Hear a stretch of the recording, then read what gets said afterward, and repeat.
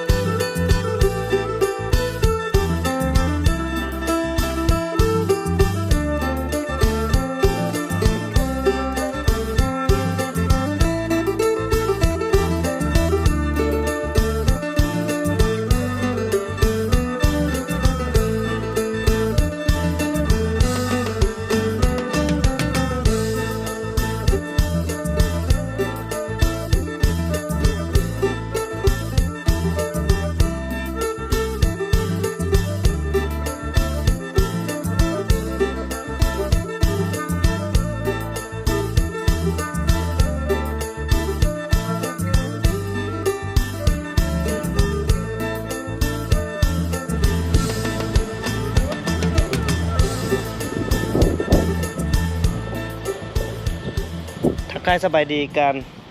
อีกครั้งพี่น้องวันนี้เมืองนากายเฮามีงานแต่ว่างานเริ่มต้นในมื้อแรกแล้วเนาะซึ่งกิจกรรมกับเจ้าก็จะมีฟ้อนศิลปะวรรณคดีท้องถิ่นต่างๆเนาะก็มีบุญใหญ่อยู่ในเมืองนากายของพวกเฮาแต่บ่ตะค่ำครับบ่ได้อยู่เนาะในมื้อแรกแต่ว่ามื้อที่2นี้บ่ตะค่ำก็จะสิไปเบิ้งพี่น้องเลยไปเบิ้งงานเพิ่นคือกันแต่ก่อนจะไปเบิ้งมื้อนี้มีแขกพิเศษมาลิ้นมาหาอยู่เฮือนซึ่งเป็นผู้ใดนั้นก็เดี๋ยวรอติดตามเบิ้งเนาะพี่น้องเนาะเดี๋ยวติดตามกันแล้วกันพี่น้องเดี๋ยวก่อนถ้าน้องๆทีมงานบ่แต่คำนากายเดินทางมาก็รีวิวหัวกำแพงบานให้พี่น้องได้เบิ้งก็ยังบ่ทันได้สำเร็จยังบ่แล้วเลยเบิดงบประมาณก่อนพี่น้องเอ้ยตอนนั้นทุกท่านก็สิคิดว่าโอ้มันอย่างคือเสาไฟอยู่ในเนาะปกติเสาไฟตัวนี้มันเนื้องเข้าเนาะถ้าที่จริงถ้าแน่ให้ซื้อจากตัวนี้ก็เสาไฟนี่ก็น่าจะตั้งอยู่พี่แหละก็สิเหมาะสมเนาะก็บ่เป็นหยังคือน้อยเพราะว่าเพิ่นได้ตั้งไปแล้วเพื่อเส้นทางสิมาฮอดนี่ก็น่าจะยังหลายปีอยู่เนาะเพราะว่าเส้นทางนี้นี่มันเป็นเส้นทางซุ่มซ่นระหว่างภายในบ้านซื่อๆเนาะสิบ่ได้ว่าไปสอดใส่ออกจากนี้ไปก็อาจจะมีอีกประมาณ4บ้านเนาะ4บ้าน5บ้านประมาณ5บ้านพี่น้องก็มีบ้านห้วยมะไลบ้านบัวมาบ้านดอนแล้วก็บ้านขอนแก่นเนาะอีกบ้านหนึ่งบ้านโพนสะอ่อนจะไปสุดอยู่บ่อนั้นแล้วก็เบิดเนาะคิดว่าผลทางก็คือสิบ่ใหญ่บ่ใหญ่กว่านี้ดอกคันใหญ่กว่าก็น่าจะฮอดกำแพงบ่เตียงคำนี่แหละตามที่บ่เตียงคิดไล่เบิ่งพี่น้องเนาะก็ยังบ่แล้วพี่น้องเอ้ยยังจะต้องได้เฮ็ดอย่างใส่ปักเก้หรือใส่เล็กบ่เตียงก็ยังคิดบ่ออกอยู่ก็บ่มีเงินได้ก็เลยบ่ฮู้ว่าสิใส่อย่างดีเนาะที่แรกบ่เตียงว่าจะใส่ไม้เนาะเอาไม้ใส่ตัวว่างอันเสาหัวนี่แต่บ่ฮู้เฮ็ดแนวใดคันใส่เล็กก็บ่มีเงินใส่แต่ว่าใส่ไม้ก็ยังต้องได้เอาไม้ไปฟาดไปซอยไปซ่อมไปแปลงอีกเฮ็ดหยังกะยังพอกระเทินเอาก่อนก็เลยเป็นหัวที่ยังบ่แล้วแบบนี้เนาะ ก็สำนี้ก็ถือว่าโอเคละสำหรับบ่เติมคำนากายเนาะเดี๋ยวแขกคำเซินบ่เติมคำนากายสิเป็นไผก็รอติดตามเบิ่งนำกันพี่น้องมื้อนี้อยู่บ้านมีงานอยู่บ้านบ่เติมคำนากายเดี๋ยวเฮาสิไปเลาะไปเที่ยวกันไปเบิ่งก็รอติดตามยาวๆเลยเนาะกับทีมงานเตียงคำนากายรถไฟมาจอดบ่ได้รับอนุญาตนี่ฮะโว้ว4365รถไปว่ากำแพงนครเบิ่งไปหาเจ้าของรถก่อนเฮ้ยอยู่ไสไม่ล็อกระบบเปิดระบบใจอันบ่เห็นพี่น้องเจ้าของมาอยู่ใส่เนาะโว้วอยู่พี่สบายดีโอ้เบ้ามุกสาวลาวเพราะว่าตอนนี้ก็เริ่มไปหาแต่ผู้สาวสาวกับโบแม่นสาวธรรมดาได้พี่น้องผู้สาวฮอบ2ที่เพิ่นมักถ้าผู้สาวฮอบ1นี่หรือข้างฮอบนี่บ่ทันเขาเจ้าก็สร้างว่าเนาะเอามาอยู่นี่มันย้อนแสงไม่อยากก็ว่าบ่ทันเขาโอ้บ่ทันนี่ย้อนเฮาบ่มีเงินหรือเฮาบ่หล่อหรือว่าพ่อแม่บ่รวยแม่โฮมอยู่ในตู้คนเดียวนี้โอ้ยเป็นตาอีดูสงสารบ่าวมุกบ้านหน้าเนาะแล้วก็มีคนโดยสารติดมาจักคน4คนมีไปเนี่ยเดี๋ยวมาเบิ่งกันมาเบิ่งแม่นผู้ใดแน่นอมาจ้าเอสบายดีสวัสดีจ้าผัวเพออีกเด้อน้องมากดไลค์กดแชร์คอมเมนต์หนูแต่กินฮอดบ่ต้มเนาะแม่นตอนนี้เพิ่นไปไสก่อนเพิ่นไปไทยไปกรุงเทพไปหับแม่ไปหับแม่แล้วก็เปลี่ยนบรรยากาศแบบกอดสาวลาวมานานแล้วก็เลยเปลี่ยนบรรยากาศกอดสาวไทยแด่แล้วเพิ่นก็จะหลังจากไปหับแม่แล้วเนาะแล้วเพิ่นก็จะกลายไปเฮ็ดธุระของเพิ่นไปแบบสมัครเวียกอย่างนี้แหละคือบ่ไปนำเพราะว่าทำอีกก็ว่าสิไปนำเนาะแล้วก็อยู่เป็นทิศแล้วเนาะก็ว่าบ่ไปดอกเพราะว่า1ก็บ่มีไผอยู่เฮือนอีหยังหั่นนะ2แล้วบ่มีเงินแหละแม่นบ่มีเงินว่าหลักๆคือบ่มีเงินนั่นล่ะคันไป2เนาะเฮาก็ต้องเอาบวกตึมอีกเอารถตัวเองไปสรุปแล้วเอารถตัวเองไปแม่นเป็นจังได๋ฮอดคักแน่บ่ฮอดเอ้าเหตุเนี่ยเกิดขึ้นอีกเนาะตอนที่ฮอดเครื่องทางเนาะเครื่องทางก็ว่าหยังก็สตาร์ทบ่ได้บ่โอ้ก็เดี๋ยวกินฮอดนี่แบตเตอรี่บ่เป็นอีหยังในประมาณนี้แหละนี่แหละใส่แบตเตอรี่ใส่หม้อไฟคืออยู่เฮาแม่จังทนเอานี่ก็คือน้องจ้อยยินดีต้อนรับเข้าสู่อาณาจักรของไอเตียงคำยินดีต้อนรับการกลับมาเยี่ยมยามเฮือนของไอเตียงคำอีกครั้งนึงแต่จังได๋ก็ฝากอย่างนึงเด้อฝากแท้ฝากว่าเลยแหละบอกผัวเธอมาแปลงประตูให้ผมหน่อยนั่นแหละเห็นตอนสัมภาษณ์กินแล้วเนาะอยู่ซะแบบเป็นอะไรไอ้ดักสิออกคุมือเลยขนาดคิดว่าแห้งแล้วนะคิดว่าใส่แห้งล่ะยังคือว่าคือแท้เธอแบบเท่านี้กับทงไซ2ไอ้น้องเลยแต่ละมื้อเดี๋ยวบวกน้องน้ำเข้าไปอีกคันทอดแต่แห้งแม่เพิ่นละบ่อยากร้อนละบ่อยากร้อนละเดี๋ยวไปเบิ่งคนโดยสารอีกคนหนึ่งเนาะพิเศษอีกคนหนึ่งผู้ใดเนาะปิดก่อนปิดมือถือก่อนผู้ใดเนาะมันนั่งดมขี้งัวอยู่นี่ผู้ใดเนาะโอ้มาเมื่อใดฮะมาเมื่อใดโอ้บ่แม่นพี่น้องดิสบายดีจ้าปลาอร่อยมากได้จังไดวะบ่มุกเจ้าไปใส่ซะนี่นะไหนน้องกินอันนี้จังมานำฮะว่านซะนี่เลยบ่ว้าตุบ่มุกว่าไหนน้องจังมาบอกว่าโสดไปเป็นคู่ไอ้แด่แฟนบ่น้องก็เลยลอยแฟนมานำเรียบร้อยเป็นจังไดมาเฮือนไอเตียงครั้งแรกเย็นสบายอยู่บนฮ้อนขึ้นมาอากาศจะเทื่อแล้วล่ะนับบ่ได้แต่ว่าบ่ได้มาเฮือนหลังนี้จะเทื่อ แม่น อืมเดี๋ยวมากินข้าวแรงเพื่อนไอ้เนาะกินน้ำเบิ่งแต่บ่มีผู้เฮ็ดได้ล่ะได้เฮ็ดซอยกัน บ่ได้บีบได้คั้นมะพร้าวเด้อสิเอามะพร้าวนั่นน่ะเอามื่อรด ขอบแม่ครั้งนี้ล่ะมื้อนี้เป็นวันอาทิตย์พี่น้องแล้วก็เรากินก็น่าจะพักเวียกเนาะล่ะเนาะพักเวียกเอาเดี๋ยวไปเบิ่งอีกยังมีอีกเลยพี่น้องป้ามื้อนี้มาหลายแฮงใส่อีกคนโดยสารอีก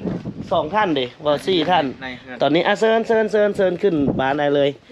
คันบ่เชิญก็สิบ่ได้ขึ้นมาน้องจ้อย สิขึ้นทางหลัง โอเคโอ้มาเข้าประตูบ้านหลังว่ะมันอยากหกๆหน่อยหนึงเด้อเพราะว่าไอ้ก็หากนมาแต่เวียกแต่งานบ่แต่อย่างเนาะกะถือขึ้นมาโลดมันสมาธิสิได้น้องๆออกมาไอ้ทักทายพี่ไอ้บ่กล้าเข้าเฮือนตัวเอง มันมายุมาย่าอีหลีพี่น้องบ่แบบเฮาบ่มีคนเข้ามาเนาะพี่อยู่เฮือนเลยนะเนาะเดี๋ยวเฮามาทักทายกันอยู่นอกอ่ะ สบายดี สบายดีโอ้ยผู้ใดอันนี้มาแต่ใส่โอ้เมื่อใดดองน้องจัน ถามไปพูดแล้วได้บัดนี้เลยเนาะอ้าวสบายดีน้องน้ำ สบายดี น้องน้ำเบิ่งดูมันไผมาแน่มีไผมาบอกดูมีผู้สาวมาบ่สิ มีผู้สั่งมา ถามดูลมสาวดูสาวเจ้าซื้อหยังบ่สิ สาวเจ้าชื่ออย่าง ดี กินนะดิ เจ้า ชื่อหยัง ชื่อไอ้น้ ซื้อไอ้น้ำบ่แม่นน้องน้ำแต่ไอ้น้ำเดี๋ยวถามดู มีแฟนละ ฮั่นเอาอย่างนั้นน่ะทึกเอื้อยก่อนตอบไหม ตอบไหม ำ ตอบไหม มีแฟนแล้ว อ๋ออกหักแล้วกินนารีอกหักเรียบร้อย แฟนเพื่อนที่ใส่ เพื่อนจะใส่แฟน มีเพื่อนบ่มี อยู่เฮือนหมูมีแฟนลูกงามบ่ลูกเอาอย่าเฮ็ดจังหน่อยถึงหน้าเอื้อยน่ะโอ้ตายมีแฟนแล้วจัดเสียใจเด้อบ่ได้เป็นลูกพายดอก มีแฟนแล้วมีแฟน มีแฟนแล้วเดี๋ยวยังมีอีกคนหนึงยังบ่ทันได้มาเจอเฮาเนาะเมื่อกี้นี่ก็น้องพุทธเนาะมีน้องจ้อยบ่มุกพามาเนาะมีน้องจ้อยน้องพุทธน้องกินนารีแล้วอีกท่านหนึงยังบ่ต้อมอีกบ่ลูกบ่ต้อมบ่มาสำนกลูกคิดฮอดบ่ต้อมบ่คิดฮอดแฮงบ่ฝากถึงบ่ต้อมไปใส่คือบ่มาว่าสิ ก็ต้อมไปใส่ขึ้นมา เฮาคิดฮอด เขาคิดฮอด สาวจ้อยก็คิดบ่มีคู่ แล้วก็เขาคิดมันมีหู้ บ่มีคู่ มีคู่ บ่คือไอ้น้ำ ก็คือไอ้น้ ไอ้น้ำมีแฟนแล้ว ำไอ้น้ำมีแฟนแล้ว ชื่อหยังก่อ มันมี โมเม เดี๋ยวบ่เตียงพาไป รักทันบอก ฮู้จักอีก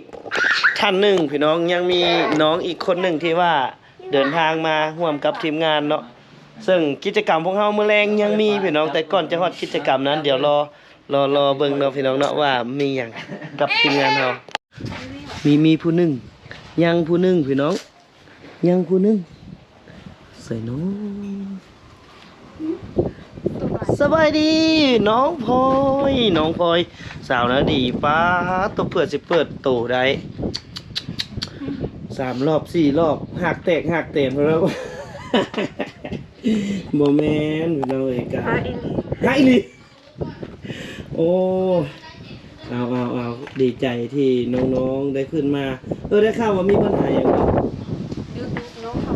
YouTube น้องเข้าบ่ได้มื้อนี้ก็เลยสิมาเข้า YouTube อีเมลก็บ่จื้ออะไรก็ไม่จำแล้วจะทำยังไงล่ะทีนี้มีคลิปหลายอยู่บ่ น้องไม่ได้ถ่าย คลิปกับบ่มี YouTube ก็เข้าบ่ได้เฮ็ดอะไรบาดนี่เดี๋ยวไอซิเข้าให้เนาะเดี๋ยวเฮาไปทางหน้าเฮือนเดี๋ยวไอซิเข้าให้เดี๋ยวลองเบิ่งว่าสิเข้าได้หรือบ่พี่น้องเดี๋ยวลองเบิ่งมา น้องพลอยเดี๋ยวสิแปลงช่อง YouTube ให้กับน้องพลอยก่อน เดี๋ยวแก้ไขอันนั้นให้น้องพลอยก่อนเนาะเดี๋ยวจังพาเดี๋ยวไปเล่นใส่เราจะไปเล่นใส่ก่อนไปเลาะเบิ้งกันนะไปทาบทามเบิ้งสถานที่ก่อนเนาะว่ามื้อแรงเฮาสิเอาจุดใดฮู้บ่ว่าฮู้บ่ลังหนึงเท่าใด จังว่าเห็นบุญมีเอาลง600,000ตัว 800,000 เป็ดบ่เดี๋ยวนี้ 800,000ได้ เห็นบุญมี 800,000นะ 600,000 พันบาท เริ่มต้นครึ่งลัง400,000กีบเด้เต็ม กินอยู่พี่แล้วก็เมาให้กันไปพุ่น น่ะเดี๋ยวเฮาสิเฮ็ดกิจกรรมก่อนที่จะฮอดตรงนั้นมาน้องพลอยเดี๋ยวแต่งอันนี้ให้น้องพลอยกัน นี่ยังนี่ มันเป็นอะไรโอ้ย ข้างหลังนะโอ้เขาได้ถ่ายป่ะเนี่ย ถ่ายแล้วเตะหน้ามันเห็นเจ้าเลยเหรอ อ้าว โอ้ยคนเฮาได้บ่ฮู้หยังอีกแล้วเฮ้ย น้องน้ เดี๋ยวแก้ไขให้ส่องเนาะ แก้ไขซ่องให้ครับน้องพลอยก่อนบ่ได้ลงคลิปฮอดเท่าใดละ มันเป็นอะไร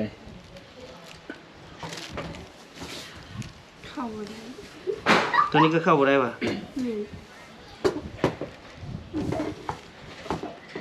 เข้าบ่ได้ YouTube เลยลบออกฟิสโต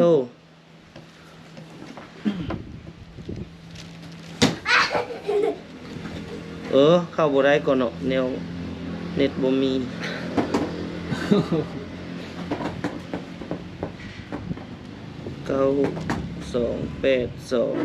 เนี่ยก็รหัสมันเบิ่ง9282เห็นบ่บนตู้ฮะเตรียมรถฟ้าของไผอันนี้ ก็เจอ เท่าจ้อยโอ้เรามักของใหญ่ๆยาวๆเลยนี่เนาะ กันสั่นบ่เลยนะ บ่แม่น เป็นเขามันรีวิวคือกันสั่น บ่ได้สั่นดอกมีหยังอันนี้อันบ่ใส่ว่าอันตกแล้วมันงัดออกคือบ่งัดซะ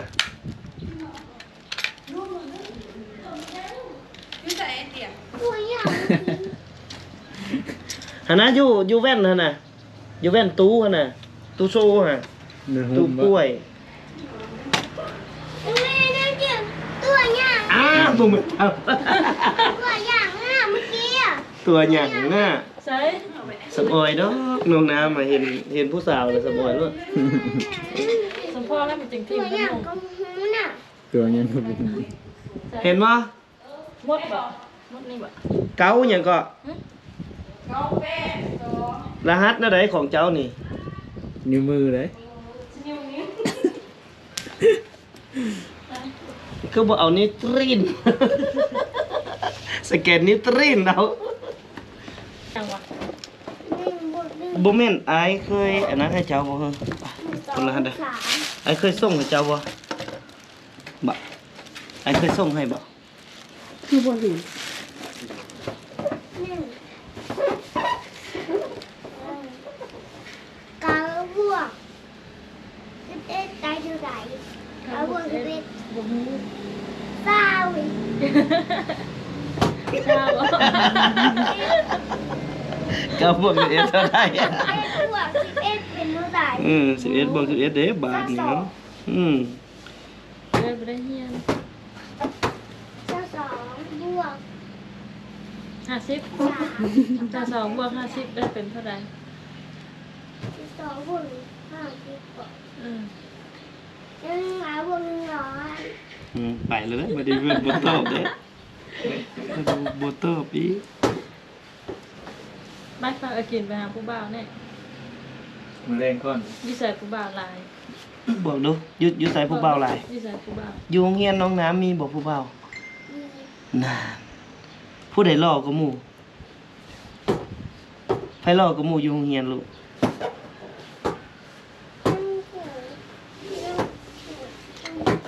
โอ้ย อยากสังเกตได้ไอ้ก็ได้ อยากสังเกตลายมือเจ้าของเลยได้เองอยู่ก็ออกเองมั้ย เอาไปหาไอ้ต้อมมันว่าถ้าบัตรรหัสอีเมลมันก็สิล้างเครื่องเลย บทถามไปก่อนส่งมาอีกก่อนอย่าว่าได้มา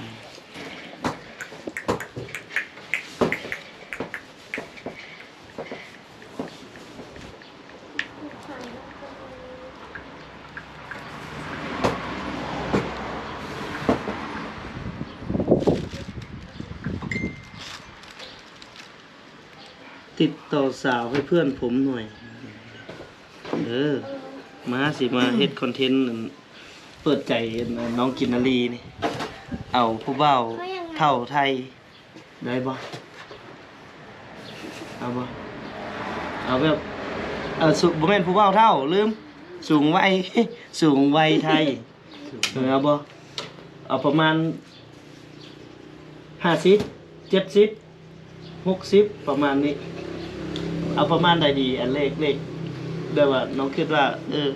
แก่กว่าพ่อหนูละอันน่ะ พ่อน้องกินนารีเนี่ยเท่าไหร่ก็40ปลายน้อยๆนึงเนาะ42 43เนาะฮอดบ่อีกแล้ว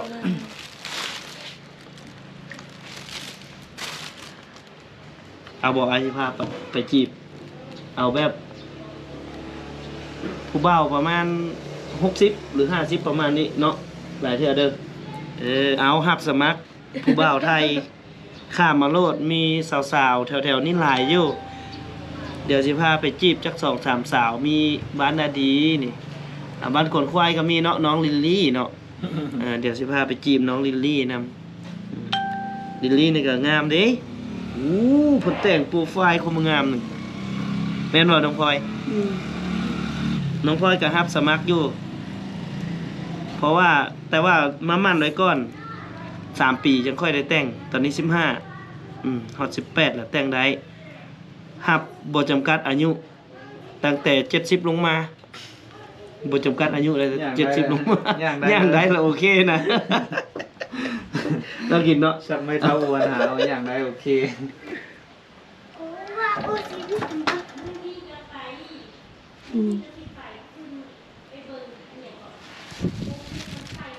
กูว่ากู เบอร์นี้เบอร์น้องปะ374นี่ มี อยู่นี่ปะแม่นปะ แม่น อยู่เบอร์นี้เลยเนาะ เด้อ ใส่อัปเดตเลย ใส่เป็นหมวกให้ จริงป่ะจะปัดง่วง ยืนรถนะ เอาใส่สากมาให้ ใส่ผู้บ่าวละถูกต้อง เอาใส่สากมาให้เลย ใส่หมายเลขอัปเดต น้องน้ำเส้นรถนะเส้นรถดำเส้นรถซื้อใหม่นะมาให้ดิแม่ รถ FC เพิ่นมาเปิดกล้อง YouTube แก้ไขอันนี้ให้น้องพลอยก่อนเราบ่จื้อวันนี้เราจดไว้เด้อ เด้อ คนตัวหนึ่งเยอะ มาเฮ็ดอะไรได้ เดี๋ยวติดตั้งให้น้องเพิ่นก่อนให้น้องเอ้ยก็จังซี่แหละ มันตัวเล็กเกินไปบอก มีสลายในทีมงานมีปัญหาเล็กใหญ่น้อยโอ้เฮ็ดเจียวมากินเลยได้นี่แต่ประเดกบ่มีได้เอาใหญ่ปานนี้เหรอวะน้องกิน แม่ดึกเงิน เอ นะ หนูเพิ่นน้องคอยใหญ่หรอบ่ บ่มี เฮ็ดเจียวมา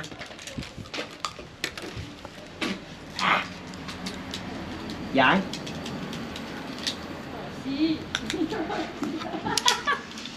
นี่หยังนี่หยัง จะบอกให้เอาเสียบอยู่นะมันมีมันเสียบ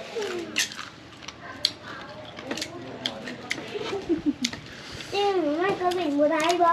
ฮะ มันก็เบ็ดมือได้บ่ ไม่ได้มันมีปีกมันปีกมัน อีกเงิน อย่างมันถึงหึ่นเนาะ มันบินไรมันดิ อย่างมันถึกเลย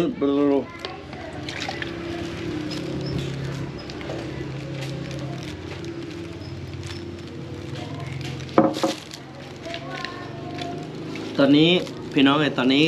หัวบ่เตียงกันยังหมดแล้วสิขายทีมงานผู้หญิงออกเทอละคนเพื่อเอาเงินดังกล่าวมาเฮ็ดหัวก่อน ขายแต่ผู้อายุหลายก่อนเดี๋ยวขายน้องกินออกเดี๋ยวจะไปขายน้องพลอยต่อหรือว่าจะขายน้องพลอยก่อนบ่ฮะขายน้องพลอยก่อนบ่ฮะก็มีคนไปร่วมอยู่บ่ไอ้ถามแท้ บ่ได้มี บ่มีเลยบ่เปิดใจเนาะบ่เปิดใจตั้งแต่ผิดหวังจากผู้บ่าวไทยครั้งก่อนมา แม่น ยังคอยอยู่บ่นี่ยังคอยท่าอยู่ คอยท่า ถ้าเขาบ่มาตลอดชีวิตเด้เฮ็ดได้แล้วบ่เอาผัวจีน โอ้หัวจีน นี่ก็อันจีนมาเนาะว่าเท่าแล้ว เท่าแล้วบ่ทาน ยังได้อายุเท่าใดจะว่าบ่เท่า